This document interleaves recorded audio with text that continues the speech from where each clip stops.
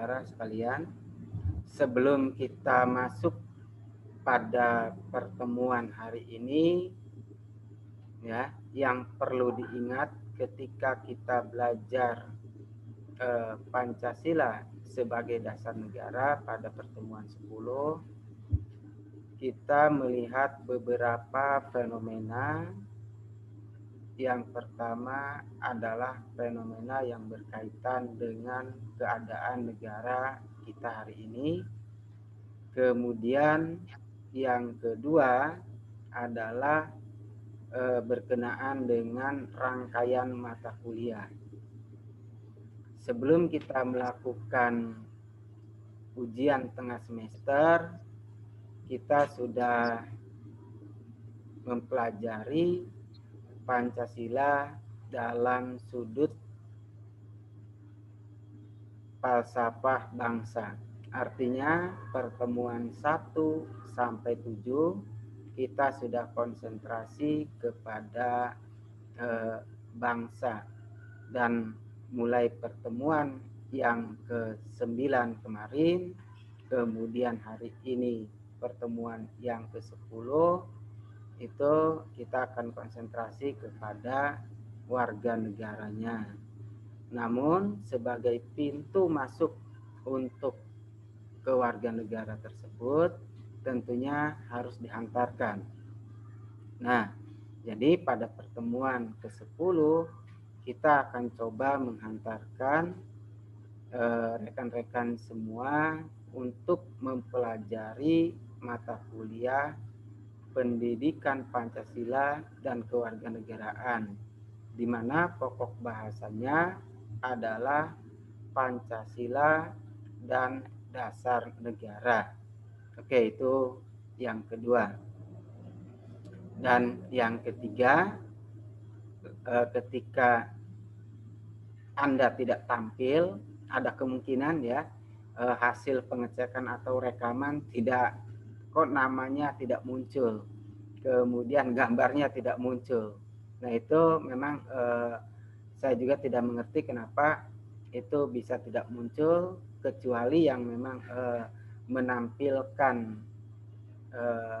mukanya, ya maksudnya badannya, baru itu bisa kelihatan. Nah, itu ya, itu kan bisa dicek hasil evaluasi kita pada pertemuan yang ke-8.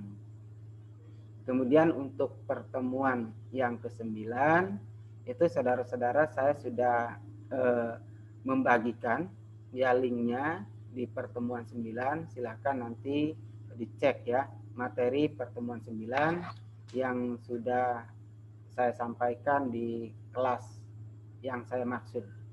Karena gini, siapa tahu minggu depan itu kita bisa tatap muka. Ya, ini prediksi saya.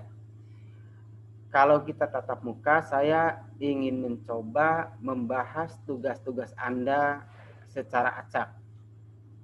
Nah, baru pendekatan-pendekatan yang digunakan dalam pembahasan tersebut, yaitu melihat dari sudut kewarganegaraannya. Nah, itu. Jadi materi itu ntar ada silang materi ya antara kelas A, kelas B, dan kelas C. Nah, sehingga materi tetap tersampaikan, kita juga presentasi tetap ada. Nah, itu ya, jadi dari tugas-tugas tersebut. Baik, sebelum saya masuk kepada materi, apakah ada yang akan didiskusikan terlebih dahulu? Silakan kalau ada. Belum ada, Pak. Oke, Mas Denis ya, belum ada. Oke, kalau belum ada, kita lanjut ke materi pertemuan yang ke-10.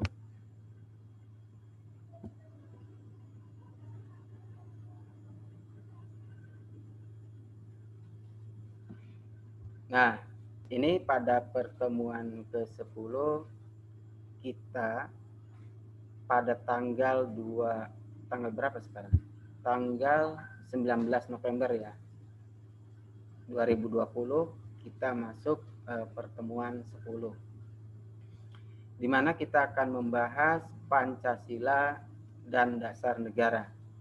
Kalau kemarin-kemarin kita membahas Pancasila dan bangsa, kira-kira gitu ya.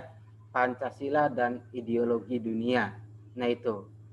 Karena kenapa kita dahulukan bangsa sesuai dengan beberapa keadaan hari ini, termasuk juga penyampaian atau lagu-lagu kebangsaan kita, seperti contohnya saya boleh mengutip itu lagu Indonesia Raya. Bangunlah jiwanya, bangunlah badannya atau raganya.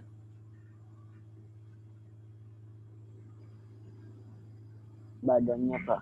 Bangunlah jiwanya. Bangunlah jiwanya, bangunlah raganya. Raga atau badan?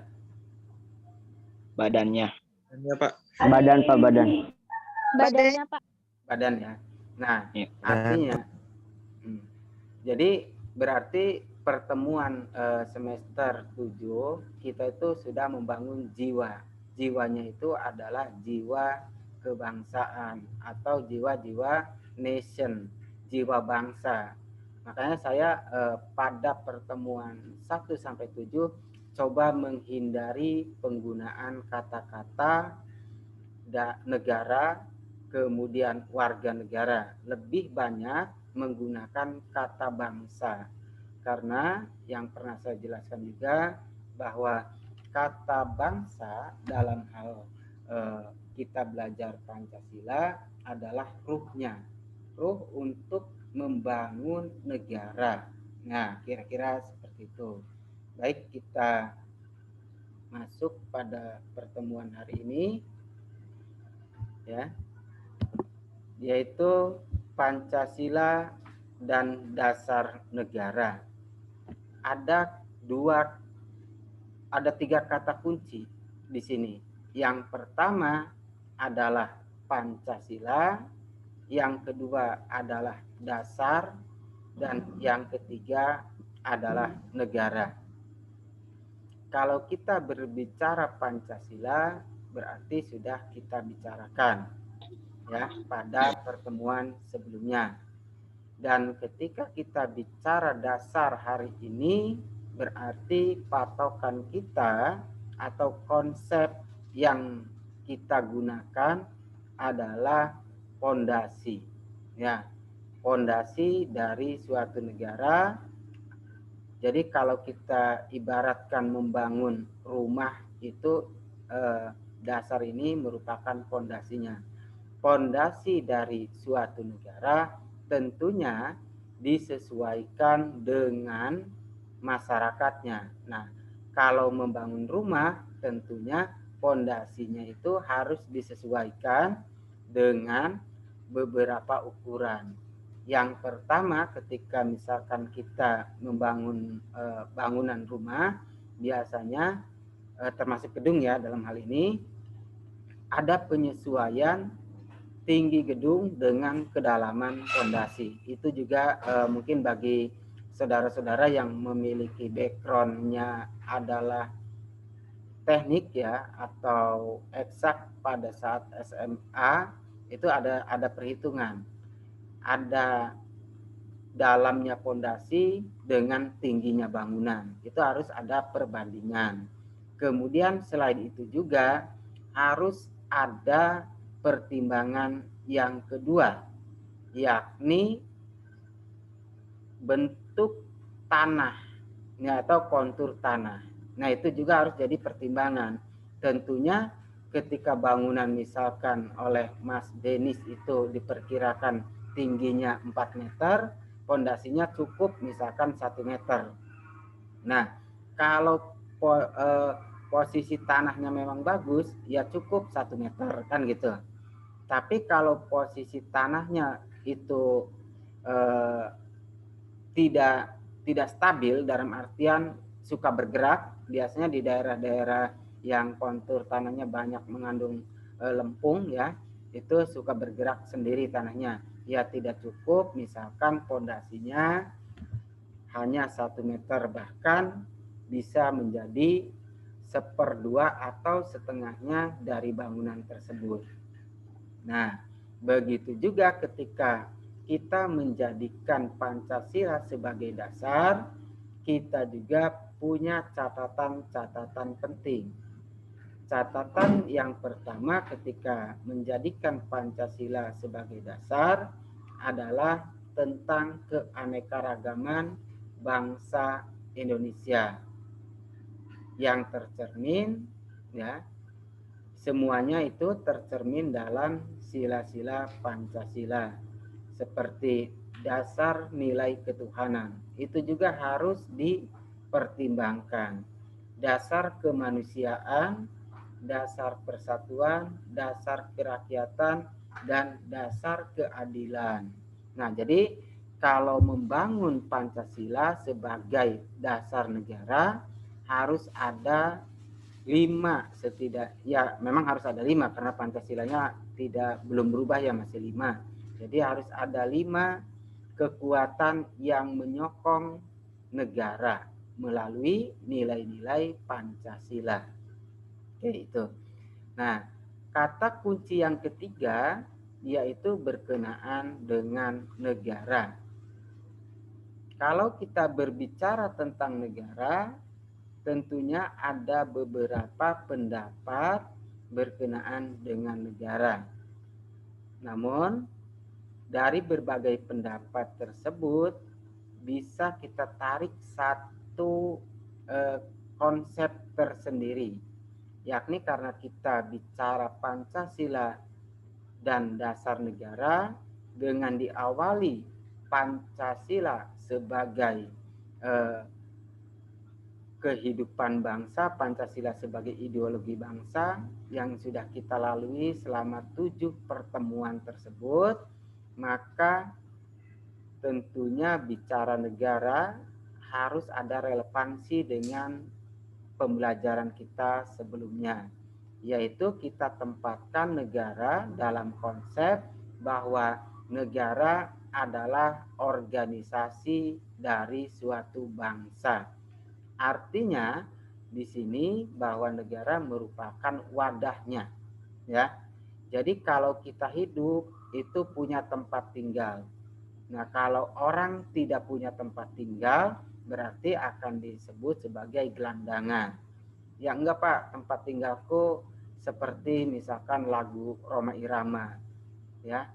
Bumi sebagai lantainya dan langit sebagai atapnya. Ya tidak begitu dengan kehidupan bernegara.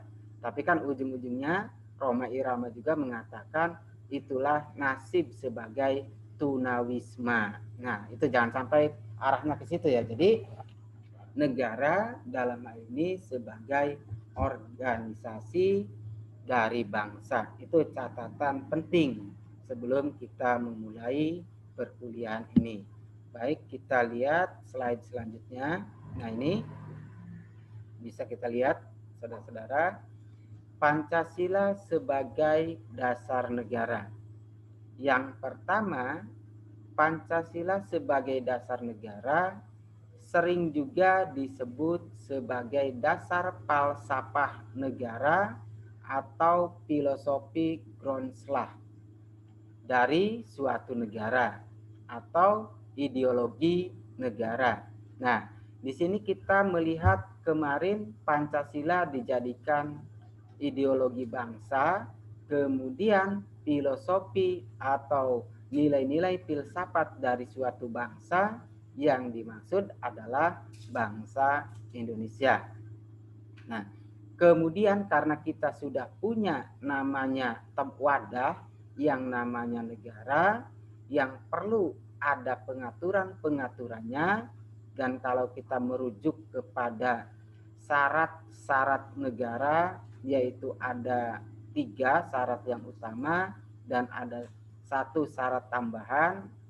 Yang pertama syarat utamanya adalah adanya rakyat, yang kedua adanya wilayah, dan yang ketiga adanya pemerintah yang berdaulat, serta syarat tambahannya adanya pengakuan dari negara lain. Oke, ketika menjadikan Pancasila sebagai Grundslag atau ideologi negara, maka tentunya kita melihat pada praktiknya. Nah, yaitu pada kekuasaan. Jadi semua kebijakan-kebijakan negara harus mengacu kepada Pancasila. Nah, karena sudah dijadikan ideologi negara. Punten yang belum di-unmute, tolong di-unmute karena takut mengganggu ya suara-suaranya tersebut. Kecuali kalau mau bertanya, silakan gitu. Oke. Nah, berarti ketika kita bicara ideologi negara, kita juga bicara kekuasaan negara.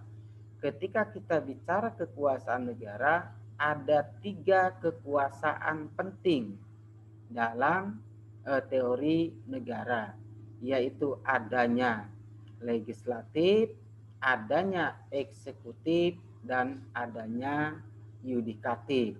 Nah, itu walaupun teori-teori tersebut pada dasarnya kita mengadopsi dari Barat, ya kita harus jujur dan mengakui bahwa trias politika atau teori politik atau teori negara yang 3 tersebut kita mengadopsi dari negara-negara lain.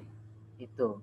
Kemudian mungkin ada juga yang bertanya, Pak, berarti kalau demikian Indonesia tidak memiliki ya teori politik sendiri. Nah, itu kan jadi pertanyaan kita semua akhirnya. Sebetulnya Indonesia memiliki teori politik tersendiri yang berkenaan dengan penataan negara. Nah, Anda bisa cari ya kalau Anda berminat untuk membacanya, tapi memang tulisannya adalah walaupun sudah ditulis dalam bahasa Indonesia masih menggunakan ejaan Panofficiën. Jadi ejaan Belanda. Tapi bahasanya bahasa Indonesia, bahasa Melayu, tapi menggunakan ejaan Belanda yaitu namanya Panofficiën.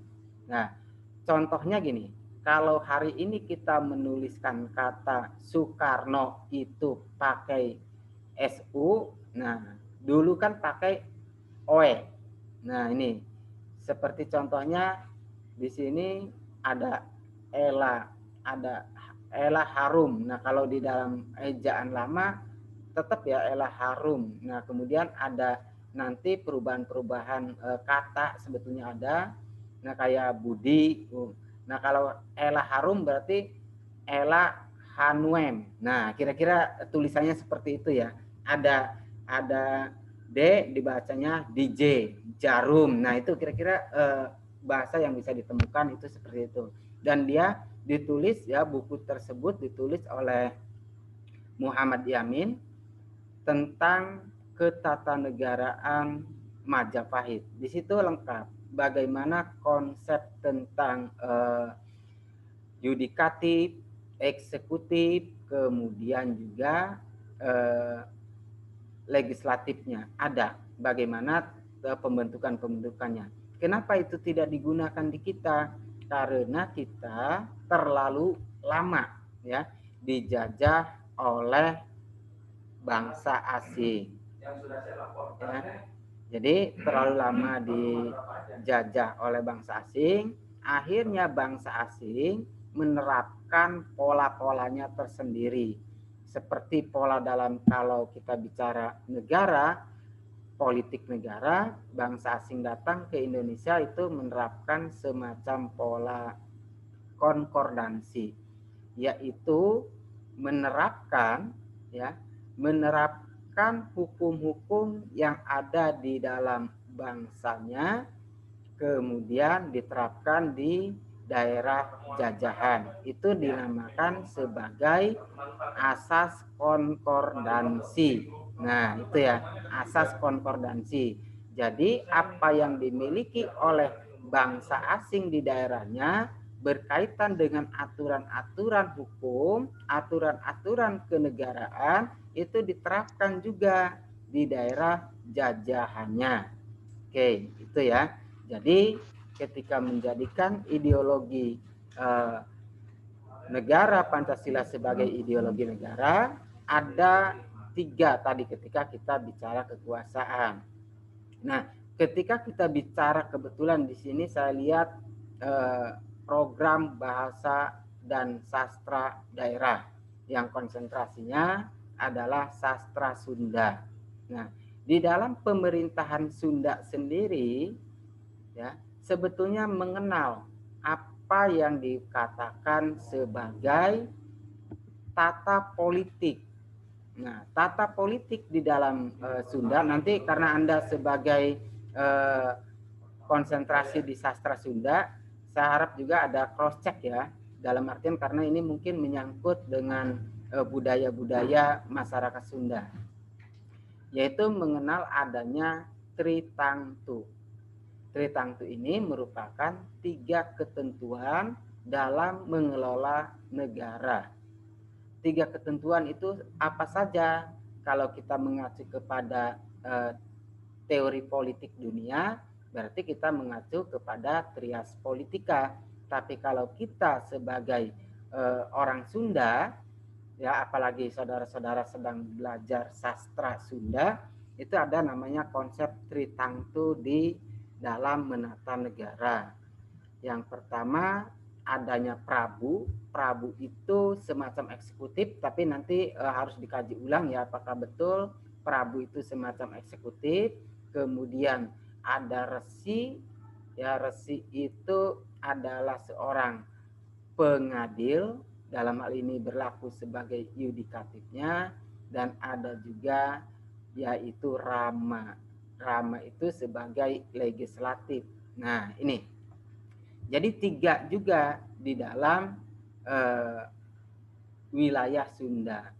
Nah itu, kemudian ketika kita juga bicara bahasa Sunda ya, ternyata ketika kita bicara sastra dalam nilai-nilai Sunda, ketika kita bicara suku Sunda, ada yang bilang bahwa Sunda itu adalah suku. Kemudian ada juga yang bilang bahwa Sunda adalah wilayah. Ada juga yang bilang bahwa Sunda adalah bahasa. Nah, ini satu kebetulan ya, atau ada makna bahwa ketika kita belajar Pancasila, kita harus melihat dari prodinya masing-masing agar kita tahu di mana penempatan tersebut. Ketika saya coba mengutip pendapatnya dari Panggel ya, bahwa Sunda itu sebagai suku dan sebagai bahasa berbeda dengan Jawa sebagai suku dan sebagai bahasa. Karena perbedaannya di mana? Kalau Jawa sebagai suku dan bahasa tidak include. Jadi ini kata-kata Panggel ya, walaupun sekarang kita Jawa ya Jawa Tengah, Jawa Timur gitu ya, ada wilayahnya. Tetapi kalau merujuk pada pendapatnya Panggel, karena Jawa sebagai suku dan Jawa sebagai bahasa itu tidak memiliki wilayah yang jelas. Itu dikatakan oleh Panggel. Tetapi ketika bicara Sunda sebagai suku dan sebagai bahasa, itu include di dalamnya juga adalah wilayah. Jadi di dalam wilayah itu ada penutur bahasa yang kemudian dikatakan sebagai suku Sunda. Nah itu, wilayahnya mana saja? Nah kan kalau wilayah Sunda itu bisa kita detek ya sebetulnya.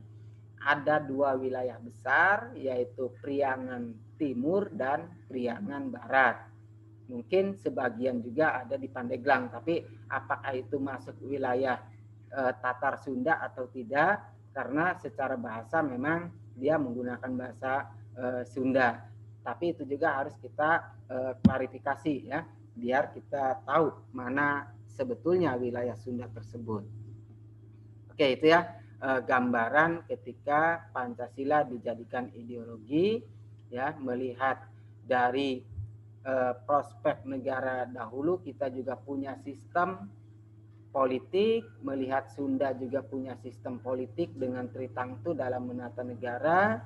Nah, ini kan ada satu karena kita terlalu lama dijajah, kita akhirnya menggunakan sistem politik yang berlaku pada saat itu di negara-negara yang menjajah Indonesia. Namun demikian, kita tetap punya dasar, punya pondasi, yaitu Pancasila sebagai jiwa bangsa. Nah ini, jadi kalaupun suatu saat Pancasila misalkan tidak lagi menjadi ideologi negara, tetapi pada prinsipnya Pancasila itu tetap akan hidup, ya. Yang namanya ideologi itu tetap akan hidup dan tidak akan pernah musnah. Karena ikatan ideologi bukan ikatan yang administratif sifatnya. Nah, itu untuk mempertahankan ideologi bangsa tentunya harus dialirkan kepada organisasi Indonesia, yaitu yang namanya Negara Indonesia. Itu catatan yang pertama. Kemudian catatan yang kedua, Pancasila sebagai dasar negara, yakni Pancasila dipergunakan sebagai dasar untuk mengatur pemerintahan negara. Dalam hal ini mengacu kepada peraturan-peraturan yang harus merujuk kepada nilai-nilai yang terkandung di dalam Pancasila sebagai pandangan hidup bangsa, sebagai sistem berpikir bangsa, ya, itu yang harus diperhatikan sebagai mengatur pemerintah negara.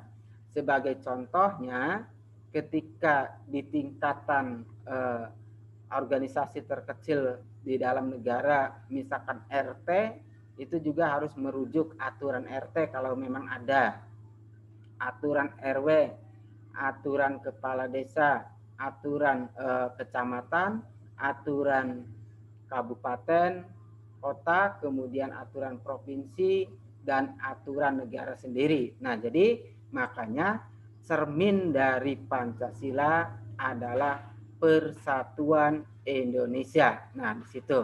Ya, jadi penataan pemerintahan harus dilandasi oleh nilai-nilai Pancasila dalam pengaturan pemerintahannya. Oke, itu sebagai pengantar dasarnya. Mari kita lihat. Nah, ini ya, nilai dasarnya. Yang ingin saya katakan nilai dasar dari Pancasila.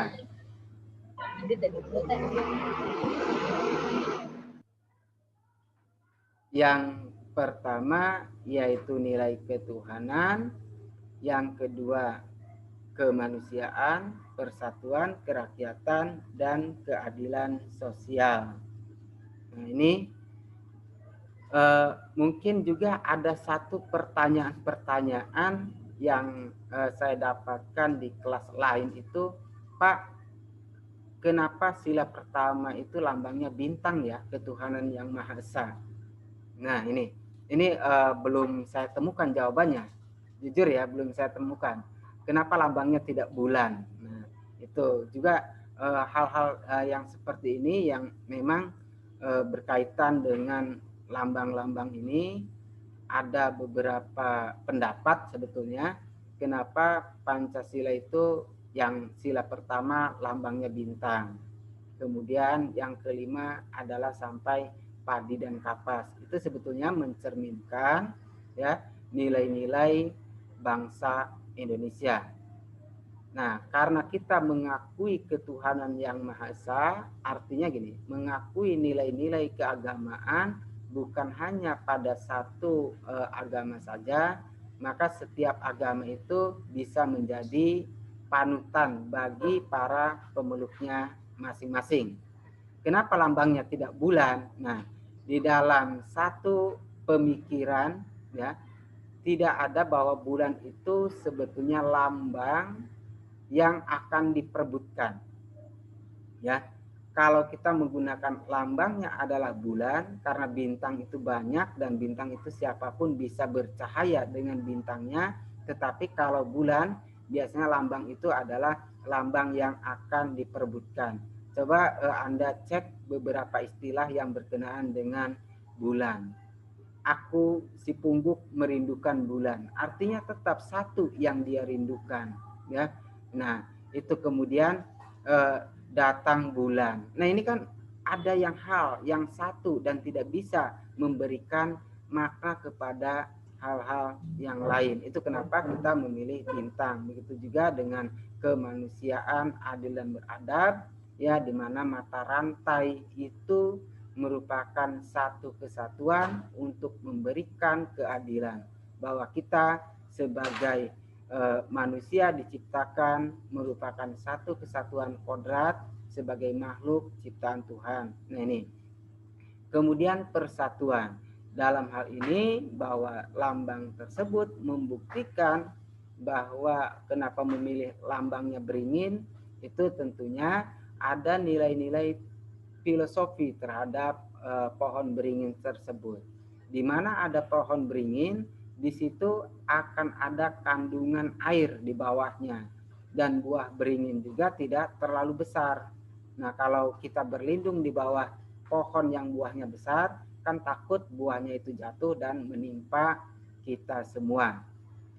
Nah, ini kemudian kerakyatan yang dipimpin oleh hikmat kebijaksanaan dalam permusyawaratan perwakilan. Kenapa juga lambangnya kadang banteng atau kita namakan kerbau?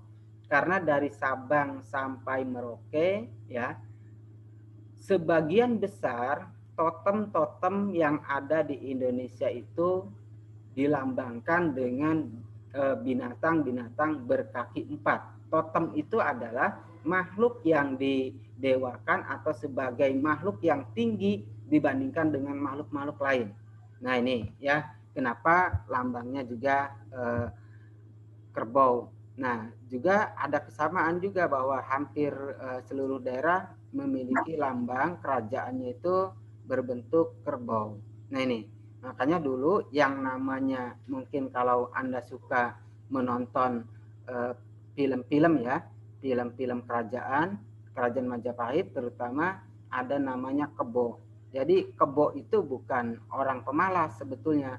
Kebo itu adalah seorang yang sangat kuat. Nah, makanya disebut kebo anabrang, kebo ireng. Nah, itu ya. Itu karena memang mempunyai kekuatan yang luar biasa. Itulah yang diharapkan, kekuatan rakyat itu di situ.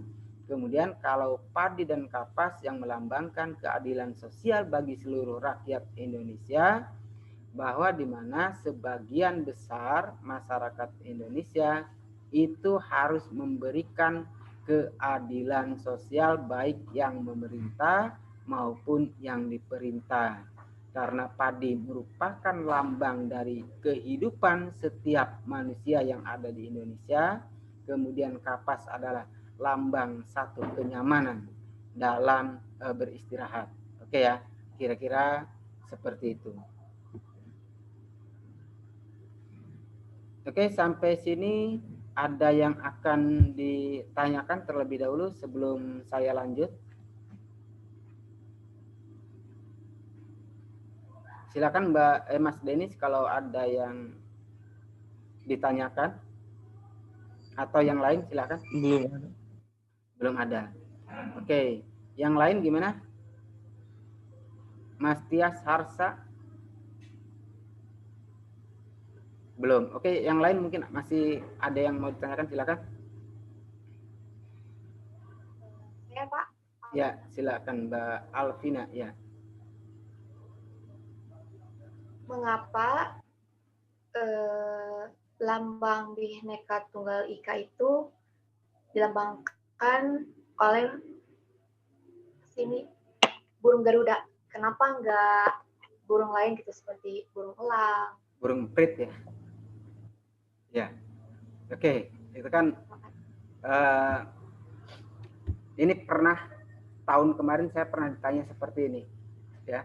Dan yang nanyanya alhamdulillah bukan mahasiswa, tetapi oleh anak kecil yang belum sekolah? Ya, itu pertanyaan ini. Dan mungkin kalau Mbak Ismi, Mbak Siti Mariam, ya, itu memandang pertanyaan Mbak Alfiana itu lucu nggak? Mbak Ismi lucu nggak? Ini kok lambang Garuda jadi ditanyakan gitu. Lucu nggak? Mbak Siti Mariam, halo? Halo Mbak Siti Mariam?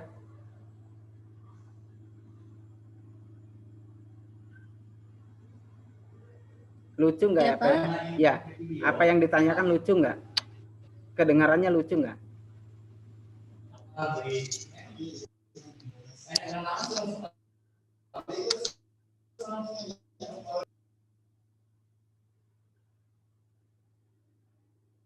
Halo Mbak Siti. Iya, Pak. Kedengarannya lucu nggak yang ditanyakan oleh temannya tadi? Kenapa lambangnya kok burung Garuda gitu? Lucu nggak? Kalau lucu sih enggak, Pak.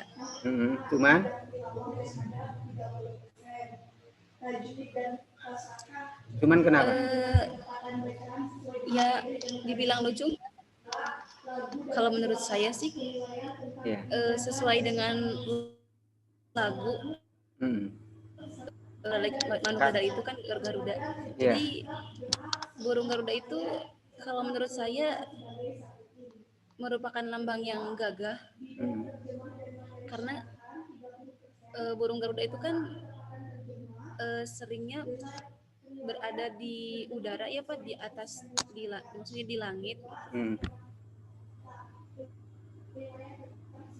Jadi kalau menurut saya sih lambang Garuda ini gagah. Gagah aja ya. Oke, gagah ya karena gagah. Kalau Mbak Rena, halo Mbak Rena, pertanyaannya lucu nggak Mbak? Halo Mbak Rena, lucu nggak yang ditanyakan? Kenapa? Ya, yang tadi ditanyakan kenapa sih Pak negara kita lambangnya burung Garuda, nggak burung emprit atau burung lainnya lah?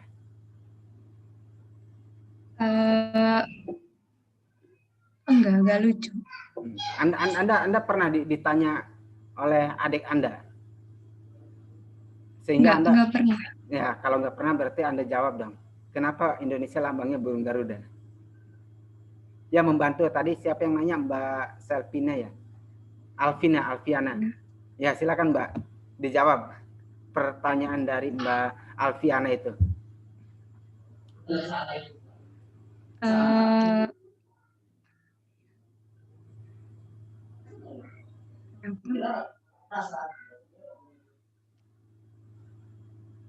Halo Mbak. Ya tadi ya. Iya, silakan. Ya tadi benar kayak kata Teh Siti, katanya kan kalau apa sama kayak dari lagu Manuk Dadali yang mencakup apa itu tuh? Manuk Dadali penggagahnya. Iya. Ya. Jadi kan ini ya. Mungkin ada yang bisa bantu jawab? Izin menambahkan, Pak. Ya, silakan Mbak Eka Atikah ya. Silakan Mbak. Kenapa kalau di Bhinneka Tunggal Ika dilambangkan dengan burung Garuda? Menurut pendapat saya dikarenakan itu dianggap sesuai dengan jati diri bangsa Indonesia, Pak. Kenapa? Karena bangsa Indonesia itu kan kalau dilambangkan dengan burung Garuda menandakan artinya itu besar, kuat, dan gagah. Kan kita itu. Ya. Jadi kuat, gagah, dan pemberani gitu lah ya. Iya. Suka mengisap darah gitu. Enggak. Kan suka makanannya bukan, daging. Enggak. Oh, enggak. Enggak. Itu hanya majas hiperbola saja sih, Pak. Oh iya. Oke.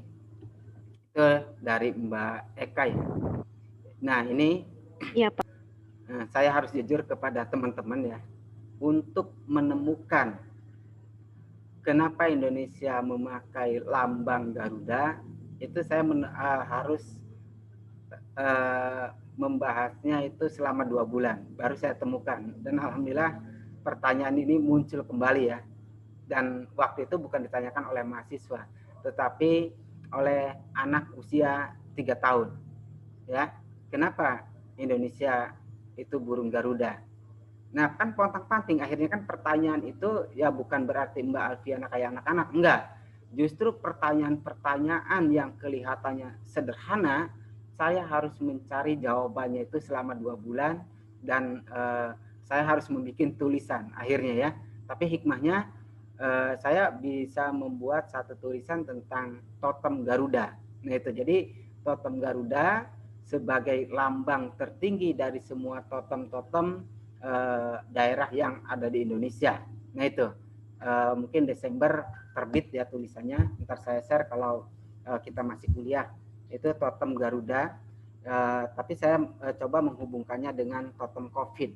Nah itu, jadi gini, coba kita perhatikan kenapa kita mempunyai totem.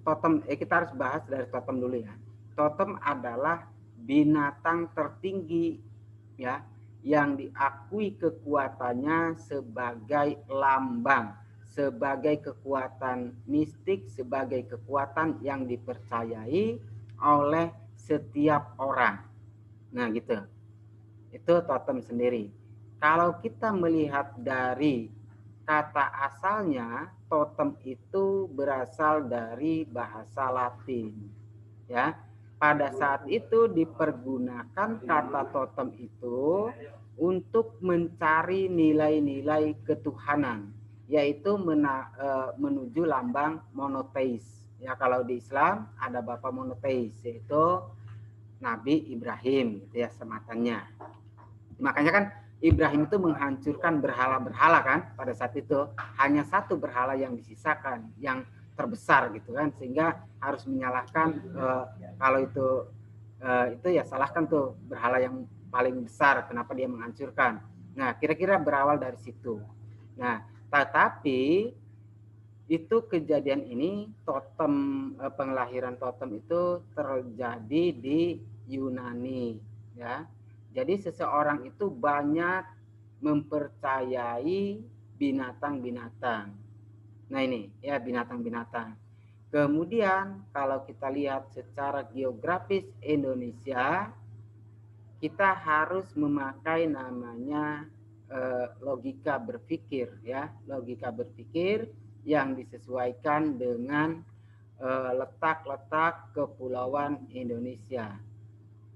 Apakah bisa seekor badak, nah kan kuat tuh badak ya, itu menyeberangi Pulau Jawa sampai Kalimantan? Bisa nggak, Mbak?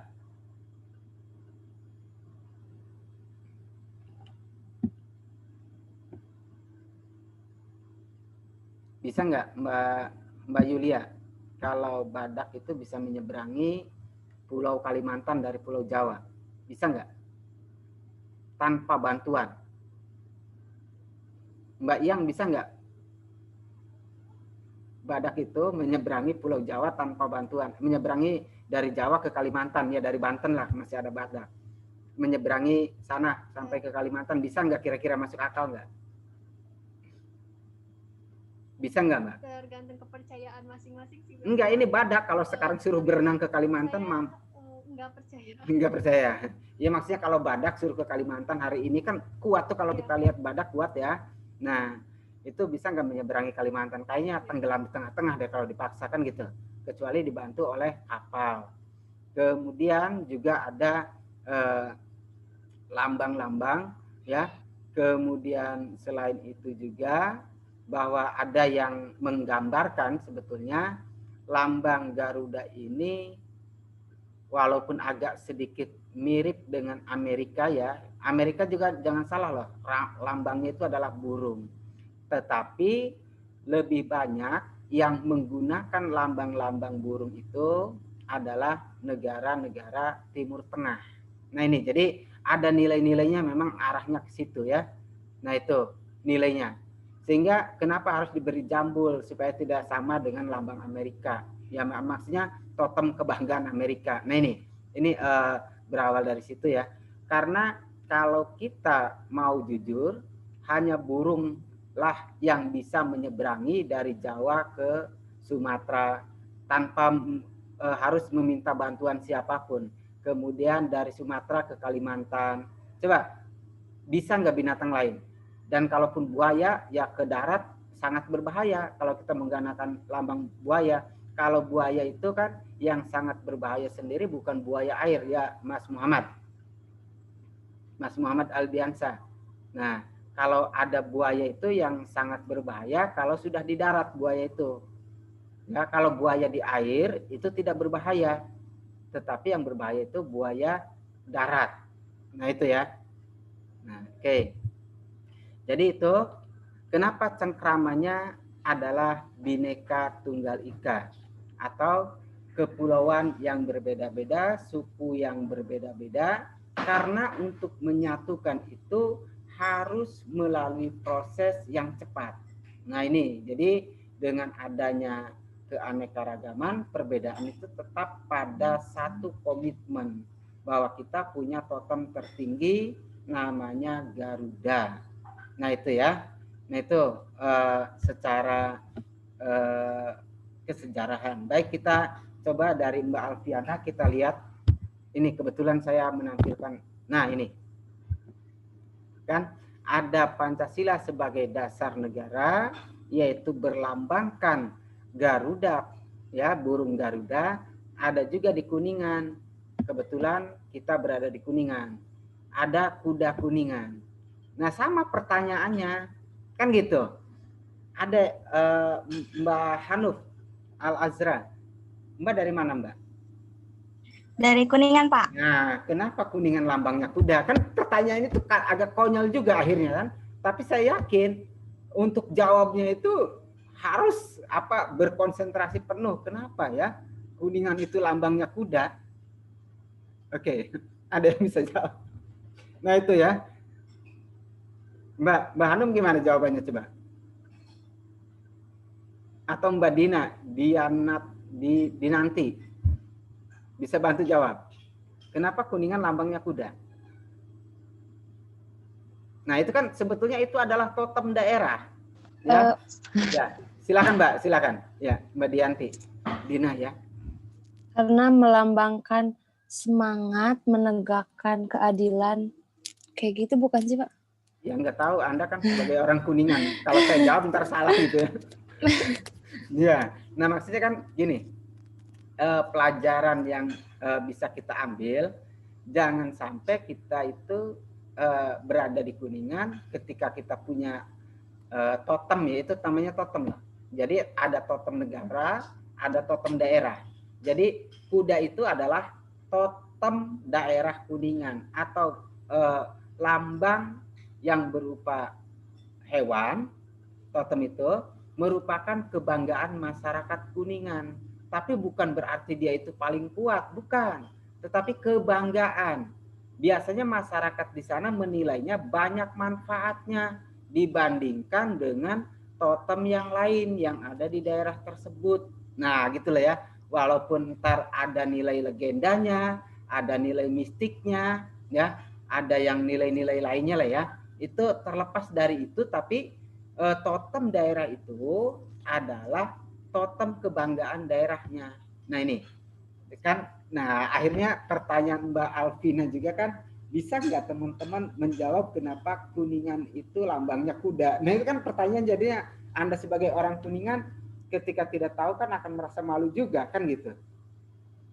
Waduh Bapak ini kok balik bertanya, kata Mbak Alvina kan. Nah ini sebetulnya yang ingin saya katakan bahwa setiap daerah punya totemnya masing-masing. Kayak Kuningan punya totem atau satu keyakinan akan hewan kebanggaan yang banyak manfaatnya, yaitu kuda. Nah, kenapa kuda dikatakan sebagai totem daerah Kuningan? Karena pada saat itu ada satu kejadian ya, di mana ada, kalau ntar baca ya, saya harapkan cross check dari teman-teman yang belajar sastra Sunda.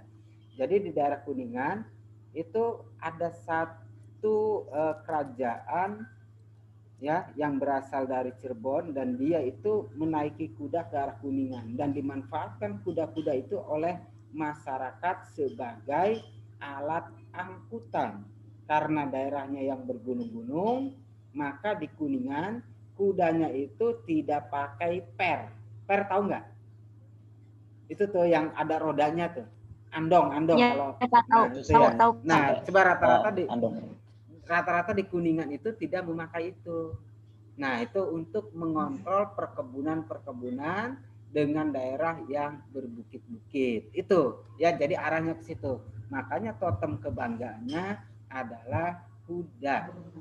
Ya, kan ada yang bilang kalau orang tua di Kuningan tuh istilahnya bilang ke saya apa ya? Letik-letiknya kuda Kuningan, tetap baik kuat. Nah, itu ya. Nah, itu jadi memberi motivasi, walaupun kuda Kuningan tidak sebesar kuda Sumbawa, tetapi dia punya semangat yang luar biasa. Ya, kalau kuda Kuningan kan tidak besar ya. Nah, ini. Jadi tapi dia mempunyai semangat yang luar biasa yang bisa mengabdikan diri kepada pemiliknya. Nah, itu ya. Tolong suara yang oke. Nah, ini Mbak, jadi ada totem daerah, ada totem negara. Nah, kalau kita tarik kepada sistem kepercayaan animisme dan dinamisme, ada kepercayaan misalkan kita terhadap dewa ABCD ya, dewa ABCD nggak tahu dewa apalah. Nah, kan ada dewa tertinggi. Nah, kalau di kepercayaan Yunani ada dewa-dewa, ada dewa tertinggi, kemudian namanya Zeus. Nah, itu ada satu kepercayaan semacam itu. Di Indonesia juga ada. Makanya ketika satu kepercayaan itu selalu ditempatkan kepada tempat-tempat yang tinggi. Makanya di Kuningan juga lahir yang namanya ditemukan ya, bukan lahir, ditemukan satu situs purbakala di daerah Cipari dekat kampus Anda pula. Ya, dekat kampus kita. Ya kan? Nah, itu tentang menhir. Kemudian ditemukan juga Hunden Berunda. Artinya bahwa ada satu tingkatan-tingkatan di dalam masyarakat terhadap keyakinan-keyakinannya. Nah, itu ya. Jadi jelas bahwa totem daerah kuda Kuningan kenapa tidak digunakan sebagai lambang negara, padahal kan kalau kuda dengan burung kuatan mana? Kuatan kuda lah ya. Kenapa tidak digunakan sebagai lambang negara? Karena tadi filosofinya yang untuk menyatukan yang bisa menyeberangi laut itu adalah burung. Kebetulan beberapa kerajaan juga menggunakan lambangnya burung. Ntar coba cek Keraton Jogja, Keraton Surakarta. Kalau Cirebon, ya Keraton Cirebon, tapi Cirebon ini masih menggunakan, ya mudah-mudahan jangan menggunakan udang lah ya, macan ali. Kemudian kalau Siliwangi, kenapa dia tidak berkembang dan tidak berkembang di kerajaan Pajajaran, kurang dikenal di daerah luar Jawa, maksudnya di luar Jawa Barat. Nah, karena dia menggunakan lambangnya adalah macan.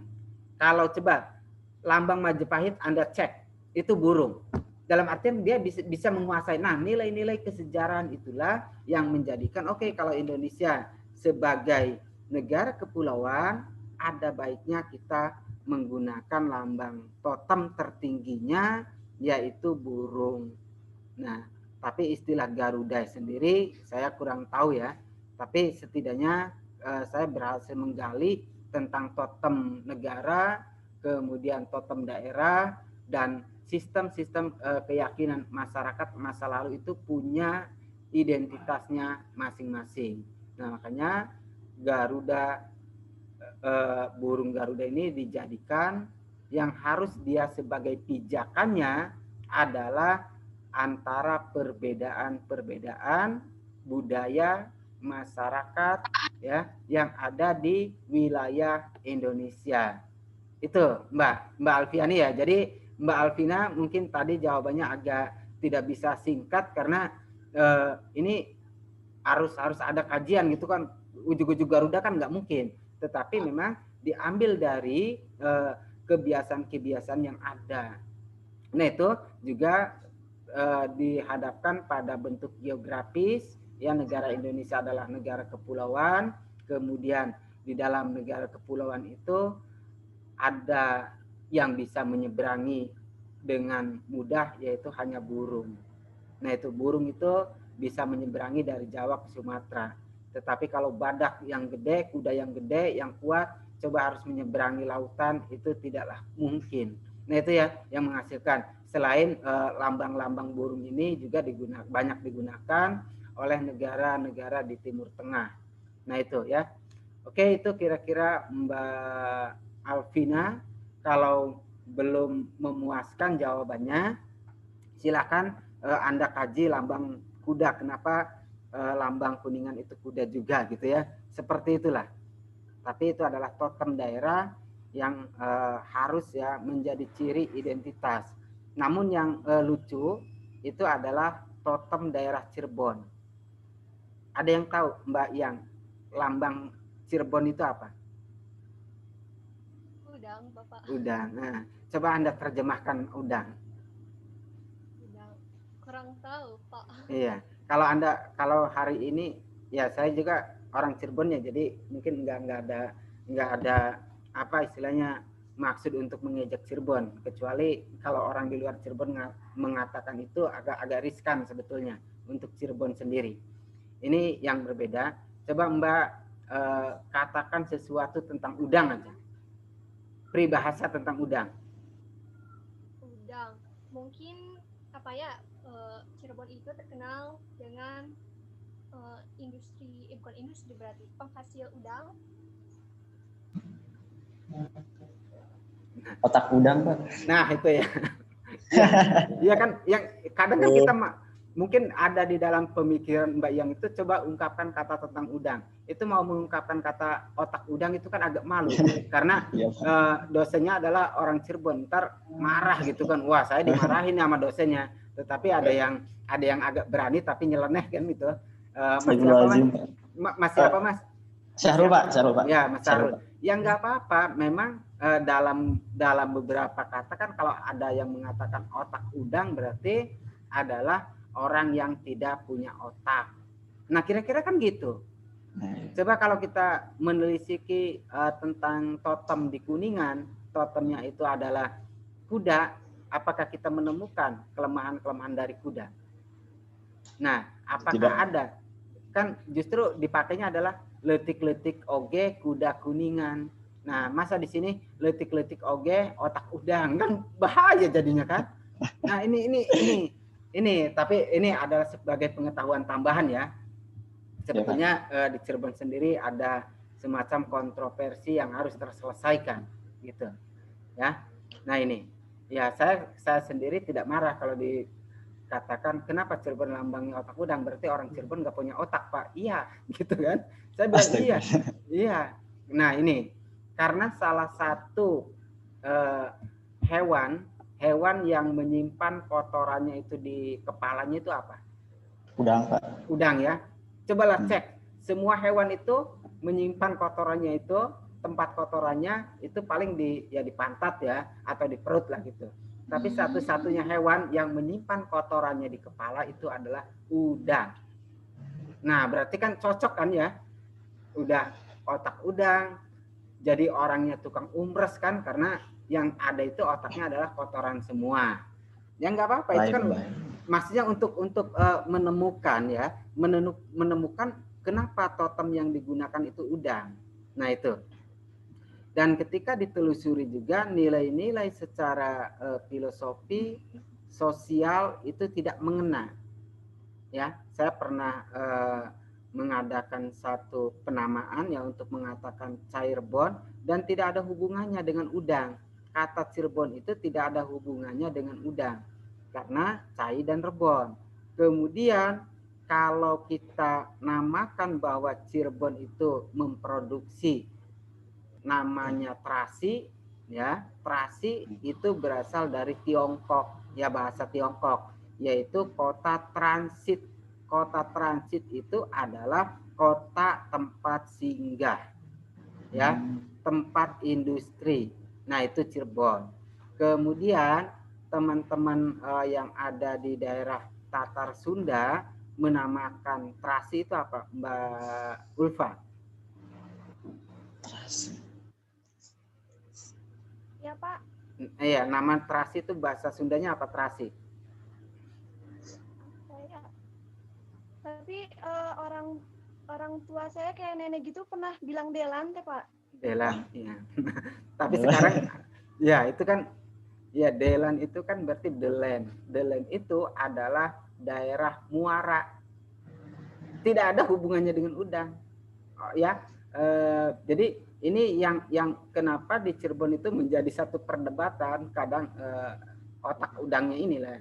Jadi ada satu perdebatan, sementara saudara-saudara kita sendiri yang berada di Tatar Sunda, begitu penghargaannya dia mengatakan bahwa Cirebon itu kota Delen, kota muara, kota pelabuhan, ya. Nah, jadi kalau Anda mengatakan Delan itu ya jangan ketawa, memang itu kota muara loh Cirebon. Tapi kan orang Cirebonnya sendiri tidak mau, ya, atau dikatakan sebagai kota transit atau trasi, kan nggak mau. Nah, ini lebih baik dibilang kota udang. Nah, ini ya, makanya filosofisnya juga terbalik. Namun sebelumnya sebetulnya ada, ya, ada totem semacam di Cirebon ini yang mirip dengan Kuningan yang dinamakan sebagai macan ali. Nah, itu. Jadi Cirebon sebetulnya lambangnya adalah macan. Tetapi kenapa berubah jadi udang? Nah, itu kan dari macan kok berubah jadi udang. Umur melulu berarti kan pikirannya itu ya menghayal yang enggak saja, itu orang Cirebon. Kira-kira kan jadinya seperti itu. Iya, Pak. Nah, kan perlu juga kita berbagi satu keadaan-keadaan totem yang ada di daerah masing-masing. Jadi perubahan dari totem macan ali ke dalam totem udang itu terjadi pada tahun 46 ketika Gubernur Jawa Barat itu dipimpin oleh dari Padang, yaitu seorang Mr. MR, ya, Master in the Rechten, lulusan dari Belanda. Master in the Rechten itu kalau sekarang setara dengan sarjana hukum. Kemudian pada tahun 46 ya ada dua pemimpinan, yaitu kemudian yang kedua adalah dari Jawa yang bergelar militer. Nah, itu untuk Gubernur Jawa Barat. Dan pada saat itu juga ibu kota pada tahun 46, Anda cek ya, mungkin ada yang di sini, ada yang dari Ciamis, ada dari Tasik. Tahun 46 itu sempat ada pemindahan ibu kota dari Bandung ke daerah timur. Ya. Nah, itu. Ya. Benar ya, ntar cek, Anda cek sebagai orang yang sedang belajar sastra Sunda. Ada pemindahan semacam itu.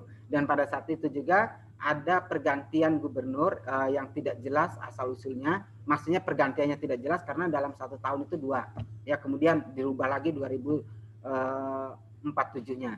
Nah, pada tahun yang sama di Cirebon itu pernah ada pemberontakan PKI yang berasal dari Jawa. Ya.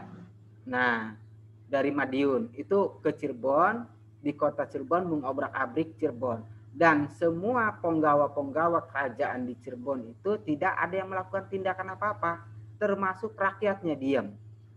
Baru pemberontakan itu padam setelah dikirimkan pasukan dari daerah Kerawang sebanyak 300 tentara dari Kerawang baru. Nah, artinya gini, orang Cirebonnya saja diam.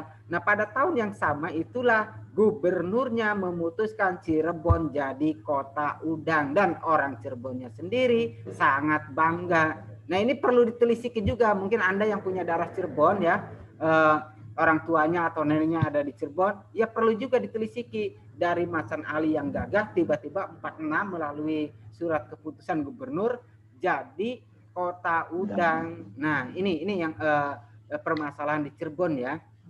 Sehingga kenapa penataan kotanya pun di Cirebon itu tidak sebaik Kuningan. Tata kotanya ya. Karena tadi dia tidak mau juga disebut Delan itu nggak mau, karena Delan itu ya benda yang katanya bau. Kalau terasi bau juga. Padahal kan transit dengan Delen, daerah muara itu kan daerah yang menyambung, sehingga penataan kota, kalau kita mau jujur ya, penataan kota itu kota-kota zaman dulu itu sangat dipengaruhi oleh totem daerah, kemudian sangat dipengaruhi oleh nama daerah dan bagaimana keyakinan masyarakat daerah itu. Kalau di Cirebon itu kan penataan kota, coba Anda nanti main ke Cirebon itu kan agak rungsep ya, penataan kotanya tidak baik. Nah ini karena memang beberapa hal yang berkaitan dengan totem ya yang berubah tahun 46 itu, sehingga penataan kotanya pun kehilangan ruhnya. Nah maksudnya gitu, ketika Anda tidak mengetahui bagaimana Indonesia memilih satu totem namanya Garuda, juga Kuningan kenapa memilih satu totem yang namanya kuda kuningan, ya ketika itu tidak coba Anda gali, maka lama-lama juga kota-kota di Indonesia pada umumnya itu akan kehilangan jati dirinya. Seperti kita kehilangan jati diri yang namanya misalkan Pancasila, Anda sebagai orang Sunda karena banyak bergaul dengan orang-orang di luar Sunda, kemudian menyatakan saya bukan orang Sunda. Tetapi apapun yang terjadi sebetulnya Anda tetap orang yang berbahasa Sunda pada masanya, gitu lah. Jadi ini kejadian-kejadian yang perlu semuanya ketahui, berawal dari pertanyaan Mbak Alfian yang kelihatannya itu main-main ya, sama saja dengan pertanyaan anak kecil, kan orang menganggapnya seperti itu. Tetapi tidak semua pertanyaan yang sederhana memerlukan jawaban yang sederhana. Ya, sederhana. Oke ya. Jadi tidak sesederhana pertanyaannya ternyata jawabannya. Oke, Mbak Alfian, Mbak Korin, Inaya, dan Mbak Siti, Mas Muhammad, dan Mas Dias, kira-kira ada yang ditanyakan lagi nggak sebelum saya lanjutkan? Izin bertanya, Pak. Oh, Pak, ya. Pak, bertanya, Pak. Ya, silakan. Satu-satu ya. Izin bertanya, Pak. Ya. Kan saya pernah baca bukunya Syafi'i Ma'arif itu, Pak. Pas tahun 1945 sampai 1955 itu ada peperangan antara Pancasila dengan agama. Gimana itu, Pak, bentuknya, Pak? Sampai 5 tahun gitu tuh gimana, Pak? 45 sampai 55. Iya. Ya. Di bukunya Syafi'i Ma'arif. Syafi'i Ma'arif, ya. Iya. Jadi oke, di mute dulu. Kenapa pada tahun 45 sampai tahun 55, yaitu menjelang pemilihan umum yang pertama di Indonesia, karena pemilihan umum pertama di Indonesia itu dilaksanakan tahun 55 ya, 1955. Yang pertama, kenapa ada satu pandangan selama 10 tahun ya, 10 tahun perbedaan atau perdebatan tentang Pancasila. Yang pertama itu berasal dari dua kubu menurut saya. Saya tidak mau menyebutkan kubunya, tapi ada yang pro Pancasila sesuai dengan teks yang ada pada slide tadi. Nah ini ya teks yang sekarang kita akui. Ada juga orang-orang yang tidak setuju dengan naskah ini. Dia lebih setuju kepada naskah yang dibuat sesuai dengan Piagam Jakarta. Nah, kalau di dalam Piagam Jakarta kan di dalam sila pertama itu ketuhanan yang Maha Esa dan kewajiban menjalankan syariat Islam bagi para pemeluk-pemeluknya. Nah, ini yang menjadi perdebatan. Sebetulnya sampai tahun 55 menjelang pemilu pertama di Indonesia. Itu Mas. Jadi Mas Denis ya, arahnya sebetulnya itu adalah perang satu keyakinan ideologi antara yang Islam pada saat itu ya, karena tidak mau dia mengubah kata, kemudian terhadap golongan nasionalis itu.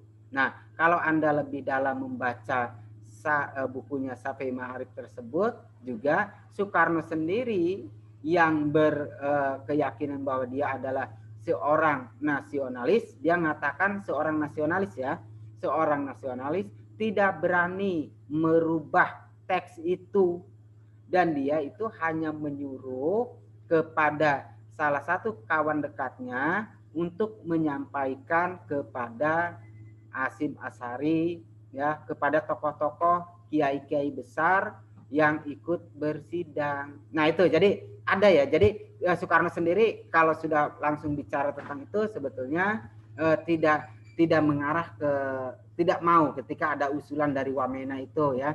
Makanya dia hanya menyampaikannya melalui orang terdekatnya saja dan tidak berani sebetulnya membantah para ulama besar yang ikut mendirikan negara Indonesia. Dia tidak berani. Nah itu kalau ntar Anda telisik ya di bukunya itu ada catatannya. Nah dia menyuruh sehingga hasilnya itu adalah seperti yang sekarang. Itulah kontroversinya. Kenapa Soekarno menempatkan diri sebagai seorang nasionalis? Nah itu kan jadi pertanyaan. Yang sebetulnya Soekarno sendiri secara background keyakinan atau keorganisasian dia merupakan seorang Muhammadiyah. Nah ini memberi satu pelajaran sebetulnya terhadap kita. Ketika kita memimpin suatu daerah, suatu negara, tentunya kita harus menanggalkan beberapa yang menjadi bendera kita terlebih dahulu. Ya walaupun saya yakin nilai ideologisnya itu tidak bisa hilang, gitu ya, secara ikatannya tidak bisa hilang. Karena kenapa? Kalau kita ini dalam teknik kepemimpinan ya, dalam teknik bagaimana memimpin sebetulnya lebih pada hal tersebut. Kalau kita misalkan Anda mengaku di Kuningan misalkan seorang ustazah. Nah, kemudian Anda mencalonkan dewan. Kemudian Anda menang. Kan akhirnya pesantren Anda sendiri, mungkin Anda punya pesantren, Anda punya anak buah, akan mengalami kebingungan ketika Anda tidak bisa menempatkan apakah Mbak Ella ini sebagai anggota dewan atau sebagai pemuka agama. Nah, ini sering terjadi di Indonesia itu hal-hal semacam itu. Jadi itu Mas siapa tadi? Ibnu Baidillah, Pak. Ya, Mas Ibnu ya. Jadi Mas Ibnu, rupa-rupanya memang ada dua kubu. Kalau Anda lanjutkan terbacanya buku Safi Ma'arif itu arahnya ke sana, ya. Sampai sekarang juga kubu-kubu itu masih ada, Pak? Ya, masih. Yang pro masih. Masih. Nah, ntar kalau kita perlu data, kebetulan ada hasil penelitian yang dilakukan oleh DENI ya, lembaga semacam lembaga NGO sampai dari tahun 99. Ntar kita besok ya saya tampilkan coba datanya dari tahun 99 sampai tahun 2018 akhir itu menandakan ada satu pergerakan, ada yang pro Pancasila itu mengalami penurunan. Ya, yang tadinya pro itu sekitar 85% dan akhirnya menjadi sekitar 65%. Itu yang pro Pancasila. Kemudian yang pro akan syariat Islam itu mengalami satu kenaikan. Nah ini, dan kenaikan-kenaikan tersebut ternyata ya banyak terjadi penurunan dan kenaikan itu terjadi pada klaster usia 18 sampai 30 tahun. Nah, dari hasil penelitian itulah yang kemudian negara sering menyematkan kepada orang-orang yang agak berani menurut saya sematan radikalisme. Nah, ini dari situ ntar kita kita coba ya besok lihat apa peta hasil penelitiannya biar kita jelas kenapa sematan radikalisme pun muncul gitu ya yang terhadap hal-hal yang demikian. Kira-kira itu Mas sampai sekarang memang ada ya, karena tetap dilakukan satu penelitian. Oke? Iya, Pak. Terima kasih, Pak. Iya. Ada lagi?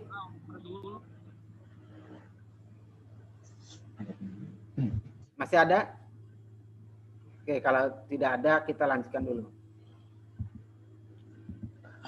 Nah ini, ya ada semangat yang diusung oleh semangat Pancasila ketika kita bicara bangsa kemarin, yakni Pancasila dari konstruksinya, maksudnya konstruksi yang ada di dalam Pancasila sebagai yang berkaitan dengan keyakinan bangsanya, maka ada semangat sebetulnya kenapa Pancasila dijadikan ideologi negara. Itu juga merupakan hasil kajian. Semangat yang pertama yaitu Pancasila sebagai jiwa bangsa. Dan semangat kedua bahwa ada 5 nilai atau 5 pondasi yang dimiliki oleh bangsa-bangsa yang hidup di Nusantara, yang secara kepribadian menunjukkan adanya nilai-nilai Pancasila. Kemudian juga Pancasila ternyata dasar-dasar kelima ini ya, walaupun dulu juga ada berbagai macam agama, tetapi kita saling hidup berdampingan. Makanya nilai-nilainya dijadikan sebagai pandangan hidup bangsa. Nah, ketika menjadi sebagai diolah di dalam oleh para pemimpin kita, dijadikanlah Pancasila itu sebelum dijadikan dasar negara merupakan perjanjian luhur. Kenapa dikatakan sebagai perjanjian luhur? Karena yang merumuskan Pancasila adalah orang-orang yang kalau hari ini bisa dikatakan sebagai orang-orang yang konsen dengan keilmuannya atau ahli-ahli pemikir bangsa. Nah itu ya. Kemudian yang kelima, Pancasila sebagai pandangan hidup bangsa dalam berjalan maupun bertingkah laku. Nah ini menjadi nation, menjadi bangsa ya. Nah ketika sudah menjadi negara tentunya yang diharapkan adalah bukan sekedar nation tapi yakni kepada nasionalitinya. Nah makanya dari ke-8 ini ya ada yang coba saya tandai merah, yaitu pada poin ke-6 dan poin ke-7. Di mana poin ke-6 Pancasila sebagai filsafat negara, artinya ketika negara baik pemerintah mulai dari desa sampai nasional, ketika akan membuat satu kebijakan-kebijakan politik, maka harus didasari nilai-nilai kebijakan. Ya karena filsafat itu adalah kebijakan, harus dilandasi oleh nilai-nilai kebijakan yang terdapat di dalam dasar atau pondasi negara, yaitu 5 tadi yang ada di dalam Pancasila. Itu ya berkaitan dengan aturan-aturan. Kemudian yang ke-7, Pancasila sebagai ideologi. Nah, jadi sistem berpikir negara dalam arti kalau tadi ada pembentukan suatu produk politik, tapi ketika bicara ideologi adalah bicara gagasannya, bicara tentang bagaimana tingkah dari suatu negara atau gerakan dari suatu negara itu harus memiliki ideologi. Jadi suatu negara memiliki ideologi yang jelas. Dalam hal ini Pancasila sebagai ideologi negara merupakan ideologi alternatif. Nah, gitu ya. Ideologi alternatif. Kenapa dikatakan ideologi alternatif Pancasila ini? Karena kita kemarin sudah belajar tentang ideologi sekulerisme, ideologi liberalisme, ideologi Pancasila. Enggak, yang kemarin liberalisme, kapitalisme, sosialisme, sekularisme dan sosialisme. Sosialisme. Ya, sosialisme. Ya, Pak. Nah, artinya gini, kenapa Indonesia memiliki ideologinya tersendiri, yaitu ideologi Pancasila? Karena menjadikan Pancasila sebagai ideologi alternatif. Jadi kalau ada kita ikut misalkan ideologinya adalah komunis, kan dia ada ideologinya sistemnya adalah tertutup. Nah, kalau liberal berarti juga kita harus mengikuti gaya-gaya yang berasal dari paham-paham liberal secara keseluruhan. Makanya Indonesia juga dengan adanya ideologi Pancasila sebagai ideologi negara, sering guru-guru kita mengatakan bahwa Pancasila berpaham sebagai ideologi terbuka. Maksudnya ngerti nggak? Ketika guru-guru kita waktu SD maupun SMP, SMA, Pancasila itu sebagai ideologi terbuka. Pernah nggak mendengar kata-kata seperti itu? Tidak sih Pak. Belum Pak. Belum. Belum Pak. Ntar dibuka lagi itu buku-buku yang PKN-nya ya. Mungkin ada yang kelewat itu. Kalau saya dari SMP ya Pancasila itu merupakan ideologi terbuka. Dan saya cek juga SMA juga sama.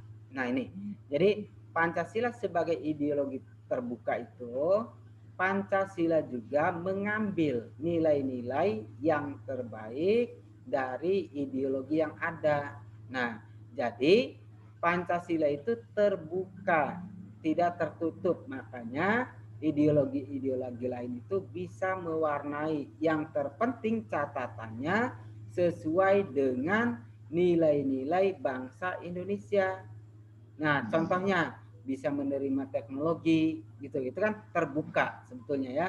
Dan berbeda dengan ideologi-ideologi misalkan komunis seperti di Korea Utara. Nah, Korea Utara kan semuanya itu dibatasi. Nah, makanya kalau nanti lihat ya dalam pembahasan, tapi tidak Anda bukan belajar ideologi, tapi setidaknya ada gambaran. Di dunia ini ada beberapa ideologi alternatif seperti ideologi fasis ya di Italia dan Jerman melalui partai Nazinya ya oleh Hitler, itu merupakan ideologi alternatif. Kemudian ideologi Pancasila juga merupakan ideologi alternatif. Nah, juga ada ideologi Islam yang berkembang di Amerika yang kemudian memang tokohnya juga harus mati ya. Saya lupa itu tokohnya itu juga merupakan ideologi alternatif. Nah ini, jadi ada beberapa ideologi alternatif termasuk di dalamnya adalah ideologi Pancasila.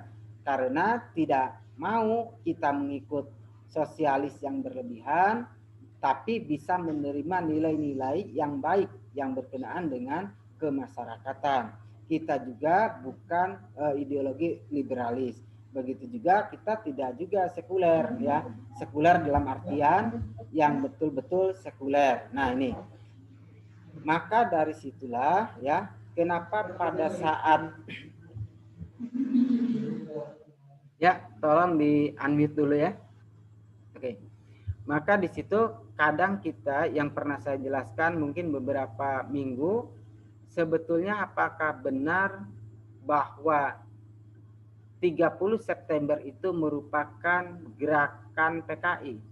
Pernah nggak saya bertanya gitu?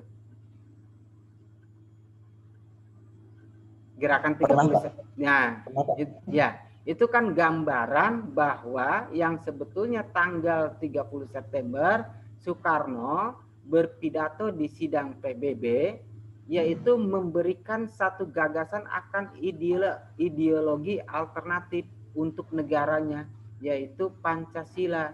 Namun pidato tersebut rupanya ditutup oleh oleh tayangan 30S, walaupun kejadiannya atau eksekusinya bukan tanggal 30-nya, melainkan tanggal 1 Oktober. Tanggal 1 Oktober. Malah tanggal 1 ya. Malahan jadinya tanggal 1 Oktober dikatakan sebagai hari kesaktian Pancasila. Apanya yang sakti? Orang semua jenderal mati kok sakti? Ya. Nah, kan jadi seperti itu ya. Yang sakti itu kalau Pancasila ditampilkan di dunia internasional dan kita mengakui sebagai ideologi alternatif sakti. Ya. Kalau Anda bisa bisa pulang, misalkan Anda sebagai mahasiswa STKIP Kuningan bahasa Sunda, Anda bisa memboyong piala tentang bagaimana berbahasa Sunda dari misalkan dari Banten, dari Jakarta atau dari tingkat nasional, itu kan baru Anda dikatakan sakti. Ya kan? Kalau misalkan di Kuningan itu banyak yang tidak ngerti bahasa Sunda, apa Anda akan dikatakan sakti juga sebagai orang yang belajar bahasa Sunda? Ya tentunya tidak. Nah itu ya, maksud saya itu arahnya ke situ lah. Yang ke-8 baru Pancasila sebagai cita-cita tujuan nasional.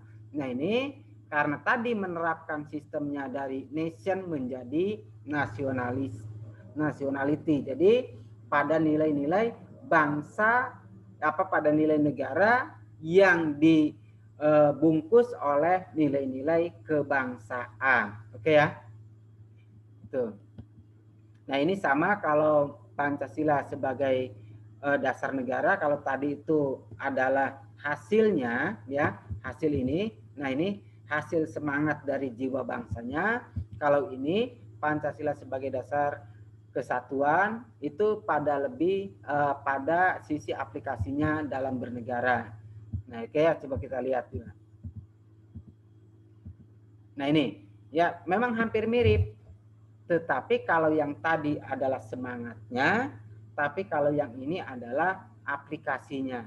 Nah itu jadi harus juga dibedakan. Maksud saya pembedaan yang jelas ketika Anda masuk dalam kewarganegaraan dan masuk kepada Pancasilanya. Oke ya itu. Nah ini kalau sejarah lahirnya Pancasila mungkin tidak perlu ya. Yang perlu ini. Karena kalau sejarah kan Anda bisa baca. Yang nilai sosial Pancasila sebagai dasar negara. Ini kelihatannya memang harus kita lihat dulu. Nilai Pancasila menjadi inti dari pedoman masyarakat Indonesia dalam kehidupan berbangsa dan bernegara. Nah, menjadi nilai-nilai sosialnya itu bahwa semua masyarakat harapannya ya, dalam kehidupan berbangsa dan bernegara, dalam wadah negara Indonesia, segala keputusan, tindakan, dan perilaku pemerintah sebagai penyelenggara negara harus selaras dengan nilai-nilai Pancasila. Nah, maka nilai Pancasila bagi Indonesia ini akan kehilangan ruh, bahkan akan kehilangan eksistensinya ketika semua masyarakat ya tidak lagi, maksud saya semua masyarakat ini adalah baik masyarakat yang dipimpin maupun masyarakat yang memimpin itu tidak mengindahkan lagi akan nilai-nilai Pancasila. Maka secara perlahan nilai eksistensi Pancasila pun dari sudut pandang sosiologis akan hilang. Nah, ini ya, itu maksudnya. Nah, nilai politis berarti tadi sudah disinggung tentang bagaimana konsep pembagian kekuasaan di Indonesia, bahwa nilai politis sebagai dasar negara itu dalam mengembangkan lembaga negara seperti legislatif, eksekutif, sampai desa. Jadi itu harus mengembangkan, harus mematuhi nilai-nilai Pancasila. Nah, mengembangkan hak asasi manusia, kemudian demokrasi, mengembangkan di bidang hukum berdasarkan Pancasila. Nah itu ya. Kalau tantangannya, nah ini. Tantangan hari ini, hambatan yang dihadapi Pancasila pasca bangsa Indonesia adalah adanya beraneka ragam dan sering menimbulkan adanya konflik horizontal di antara masyarakat. Itu tantangan secara keseluruhan ketika Pancasila sebagai dasar negara, tantangan yang harus dijawab.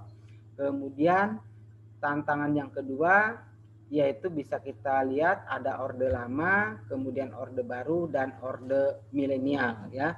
Nah, kalau tantangan di dalam orde lama tadi sudah ditanyakan ya, mulai dari perdebatan akan sila pertama sampai lahirnya negara Indonesia kembali pada melahirkan negara federal pada tahun 49 sampai 50, kemudian melalui dekret presiden kembali lagi kepada Undang-Undang Dasar 1945.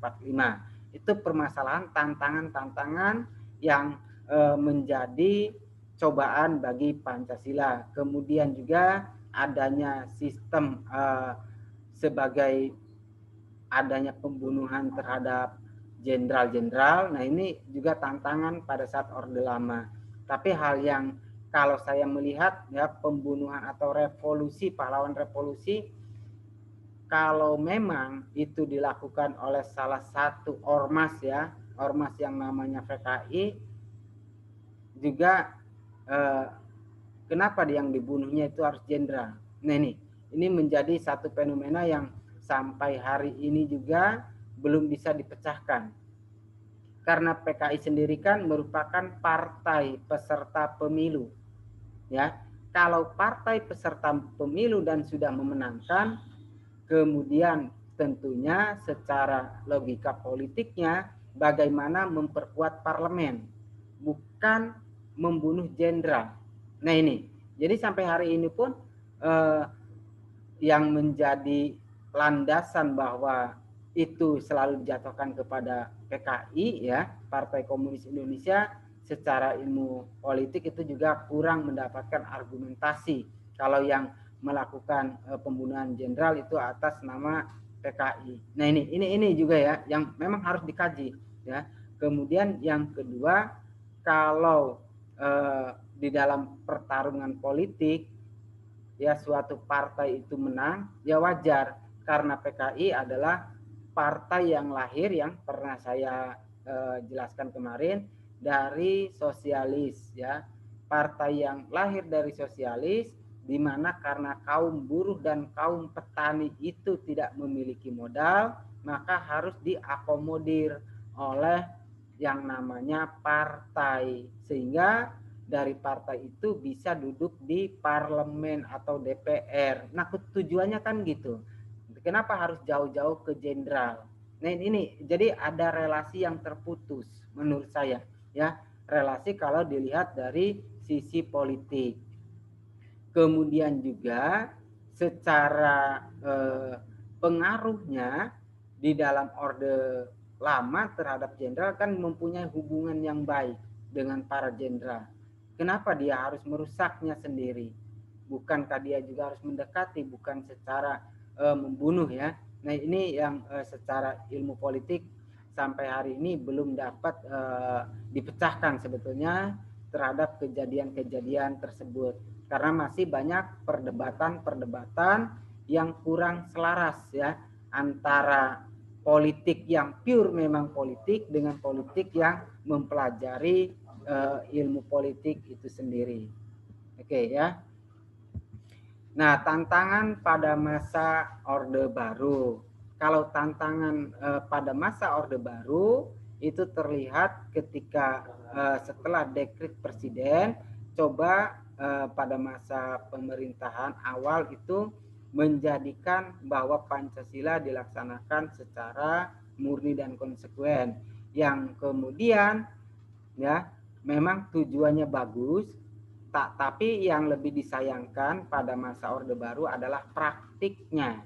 Nah, praktiknya bahwa setiap orang diharuskan misalkan mengikuti penataran. Nah ini ya, sebetulnya kan kalau nilai-nilai Pancasila ya sudah ada di dalam diri kita masing-masing ya, jadi tidak bisa dipaksakan, toh setiap manusia memiliki nilainya sendiri-sendiri. Nah ini kecelakaan Orde Baru, yaitu dengan cara menggunakan alat politiknya yakni ideologi negara Pancasila digunakan untuk melanggengkan kekuasaan. Oke ya, untuk melanggengkan kekuasaan. Seperti contohnya masa jabatan presiden 5 tahun dan setelahnya dapat dipilih kembali. Itu kan digunakan sebagai alat. Katanya itu adalah jiwa Pancasila. Sementara Pancasila itu bukan undang-undang dasar. Itu kan ada di dalam undang-undang dasar. Sehingga untuk melanggengkan aturan-aturan yang memperkuat kedudukan seorang pejabat, maka yang memang menjalankan Pancasilanya murni dan konsekuen, akhirnya juga menarik Undang-Undang Dasar 1945 ya, karena dibilang itu adalah Pancasila. Nah, akhirnya pemahaman kita juga pada saat orde-orde tersebut bahwa Pancasila yang 5 dasar dengan Undang-Undang dasar yang sebanyak 36 pasal pada masa Orde Baru itu menjadi harga mati. Nah, seperti hari ini Pancasila harga mati kan gitu. Tapi apakah betul Pancasila itu harga mati? Ya, mungkin juga saya meyakini karena Pancasila itu adalah produk manusia, kemudian Pancasila adalah produk politik bangsa Indonesia. Kalau kita hadapkan pada harga mati ya tidak juga kan gitu ya. Tetapi nilai-nilainya yang mungkin ya yang akan tetap membekas, nilainya bukan Pancasilanya, tapi nilai-nilai Pancasilanya ini yang harus dijaga. Bukan kita mengatakan Pancasila harga mati. Nah, kita tidak tahu Pancasila yang mana yang harga mati. Nah, ini kan apalagi sekarang zaman milenial. Nah, gitu kan. Zaman milenial itu banyak diskon. Jangan-jangan ntar Pancasila juga didiskon. Seperti yang dilakukan oleh salah satu partai ya. Bahwa dari Pancasila diperas menjadi Trisila, menjadi Ekasila, katanya didiskon. Ya enggak seperti itu. Karena yang namanya pondasi 5 dasar kok harus diperas, ya nggak bisa. Nilai ketuhanannya ketuhanan gitu loh. Ini adalah pilar-pilar untuk menjaga supaya bangsa Indonesia mengakui akan adanya nilai-nilai ketuhanan. Masa diperas-peras terus? Ya berarti kan sama karakternya, bahwa ketika dari Pancasila menjadi Trisila, menjadi Ekasila, itu kan gaya-gaya hidup kita hari ini. Semuanya itu kalau kita membeli barang, kita memilih yang diskonnya yang paling besar. Kira-kira sekarang sudah akan didiskon katanya menjadi gotong royong. Nah, ini kan satu konsep ya, satu konsep yang sangat berbahaya ketika memang kita berbicara Pancasila. Kemudian ada lagi konsep era sekarang, yaitu ingin Pancasila dikawal oleh undang-undang.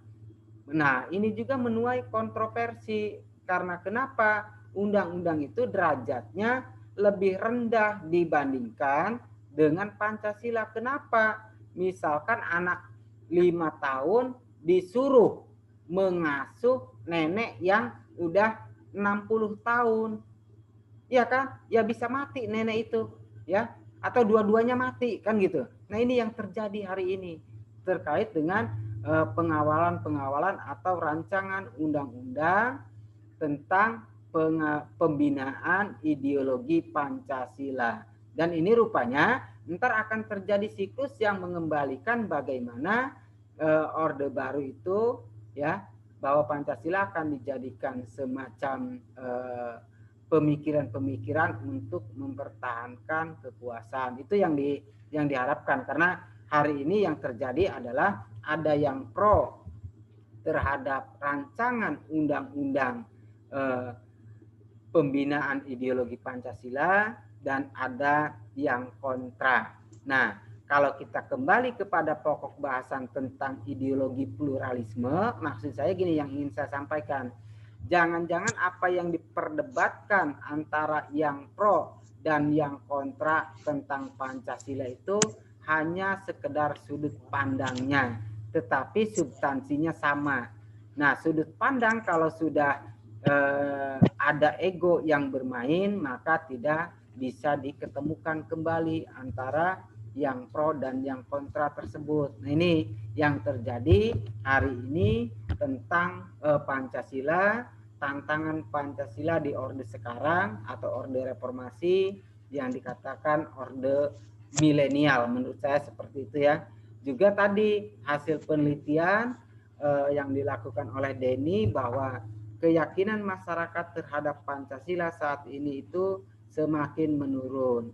Makanya langkah-langkahnya itu tadi langkah yang agak mengandung kontroversi, kemudian akan dibentuk semacam lembaga yang disahkan untuk mengawal BPIP ya, Badan Pembinaan Ideologi Pancasila, kemudian dibentuk undang-undangnya. Nah, ini kan akhirnya beberapa tindakan pun hari ini yang diharapkan kita kembali kepada nilai-nilai Pancasila, justru ya tindakan-tindakannya banyak menuai kontroversi. Nah, ini yang tidak diharapkan di dalam bernegara ketika menjadikan ideologi Pancasila sebagai ideologi negara.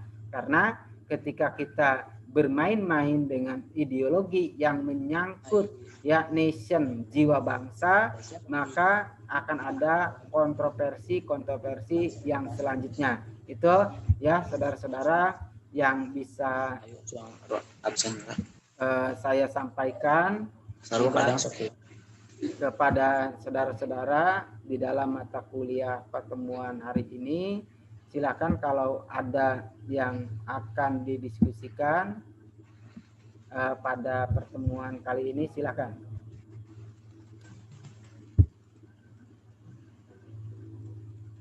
Silakan kalau ada.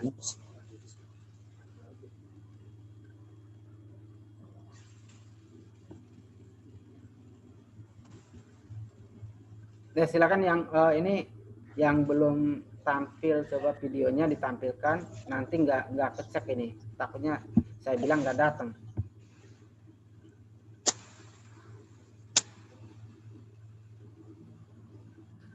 Oke, ada yang mau ditanyakan nggak?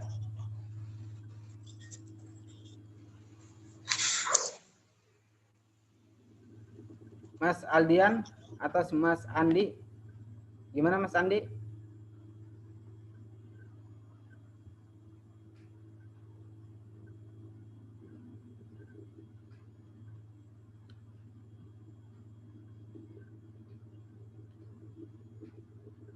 Mungkin Mbak Hilda, ada yang ditanyakan Mbak?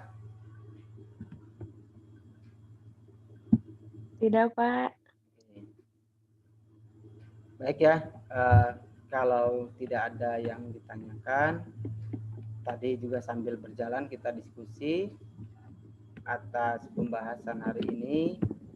Semoga pembahasan hari ini bisa membuka wawasan kita semua berkenaan dengan kontroversi yang ada di era reformasi atau di era milenial hari ini ya, yang rupanya bahwa ketika ada yang bersuara bahwa Pancasila adalah harga mati di dalam yang disebarkan di masyarakat, tetapi para pemangku kebijakan kita juga tidak demikian. Pancasila harga mati itu hanya berlaku di masyarakat, tetapi di tingkatan pusat kita bisa menamakan bahwa Pancasila itu mereka tawar-menawar, karena tadi ya sering ada kebijakan-kebijakan yang kontroversial, termasuk pengawalan Pancasila ternyata juga menimbulkan satu problem tersendiri di dalam kehidupan kita bersama. Nah itu ya, jadi menurut saya seperti itu yang bisa saya sampaikan, dan mudah-mudahan pertemuan hari ini bermanfaat untuk kita semua, dan saya akhiri. Assalamualaikum warahmatullahi wabarakatuh. Waalaikumsalam warahmatullahi wabarakatuh.